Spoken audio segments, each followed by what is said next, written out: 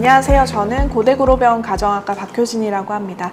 이번 시간에는 장질환, 장건강에 대해서 이야기를 해보려고 하는데요. 먼저 두 분 교수님 모셨습니다. 소개 말씀부터 부탁드리겠습니다. 안녕하세요. 아주대병원 가정학과 김규남입니다. 네, 안녕하세요. 아주대병원 가정학과 이학래입니다. 요즘 장질환 관련해서 진료실에서 어떤 환자분들이 좀 많으세요? 저 같은 경우는 요새 다이어트 하면서 변비를 호소하시는 환자분들이 좀 있었던 것 같고요. 교수님은 좀 어떤 환자분들 주로 보셨나요? 저 같은 경우는 저도 이제 제일 흔한 게 사실은 환자들이 병원에 오는 이유가 제일 흔한 이유가 통증이거든요. 통증. 그래서 이제 통증과 관련된 이제 소화기 쪽 증상들은 변비가 좀 많은 것 같아요. 그래서 변비가 있으신 분들이 좀 배가 아프다는 분들이 많아가지고 변비 환자 좀 있는 거고, 그 다음에는 당연히 이제 설사, 이게 풀어지는 변을 보는 분들이 좀 흔한 것 같아요. 근데 이제 풀어지는 변을 보는데 통증까지 있는 경우는 이제 급성 장염으로 오시는 경우가 제일 흔한 것 같고, 만성적으로 오는 경우는 만성 변비로 인해서 통증이 있는 게 제일 저 같은 게 좀 흔한 것 같더라고요. 네. 이학래 교수님은 좀 어떤 환자들 많이 보세요? 네, 보통 교수님 말씀하신 것처럼 설사와 이제 만성적인 변비를 호소하시는 분들도 있고, 저 같은 경우는 뭐 세균성 감염이라든지 바이러스 감염으로 인한 그런 급성 장염으로 오시는 분들도 많이 있는 것 같습니다.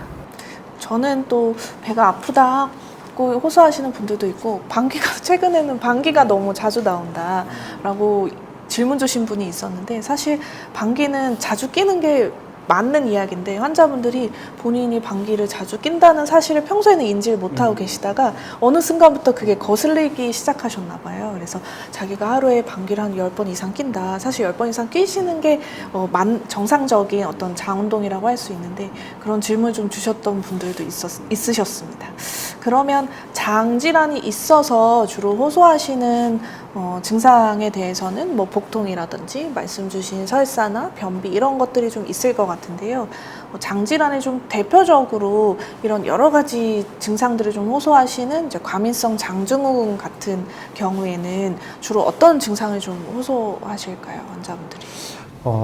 그야말로 말 그대로 과민성 장증후군이잖아요. 그래서 장이 예민해가지고 오는 증상들이기 때문에 예민한 경우가 장이 예민해가지고 장 운동이 빨라져서 약간 변이 형성할 정도의 시간을 갖지 못해가지고 변이 풀어지는 분들도 있고, 또 거꾸로 장이 예민한데 너무 예민해서 장이 안 움직이는 분들도 있어가지고 변이 너무 딱딱해지는 거죠. 그래서 변 보기가 너무 힘드는 그런 증상들이 있는 경우가 좀 대부분인 것 같습니다. 그에 따라서 이제 변 모양으로 그렇게 따지고 이제 통증도 있을 수 있고, 말씀하신 것처럼 가스참, 가스가 너무 많이 찬다. 그런 분들도 좀 하나 또 다른 증상인 경우가 좀 흔한 것 같습니다.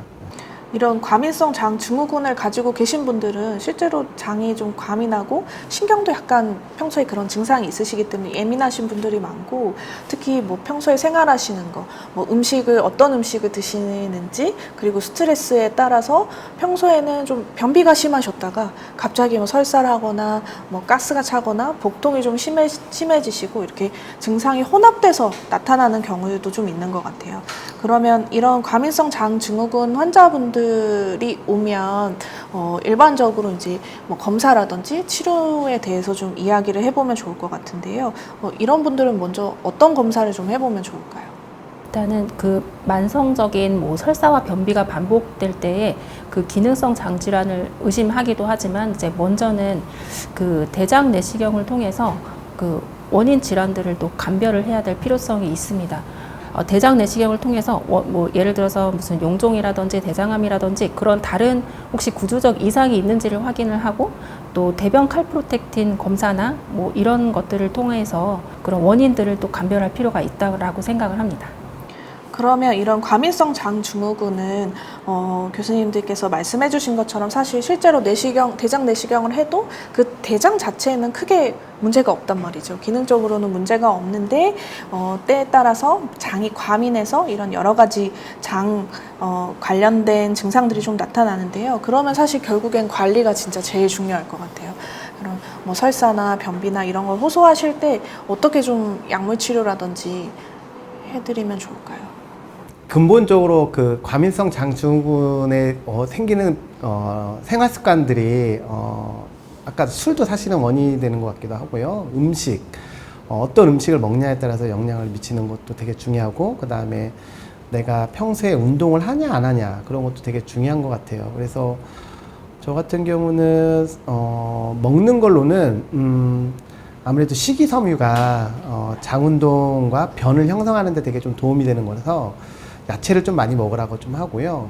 기본적으로 내가 움직이지 않으면 장도 움직이지 않기 때문에 운동을 어느 정도는 좀 권유를 합니다. 최소한 뭐 걷기 운동은 뭐 5,000보에서 10,000보 하루에 그 정도 좀 걷는 거 좀 걷기를 하고, 그 다음에 물도 좀 어느 정도는 뭐 하루에 1 내지 2리터 정도는 복용을 해야지 변이 너무 딱딱하지 않게 하는 것도 좀 도움이 되기 때문에 충분한 수분 섭취도 권고하고 있습니다. 네.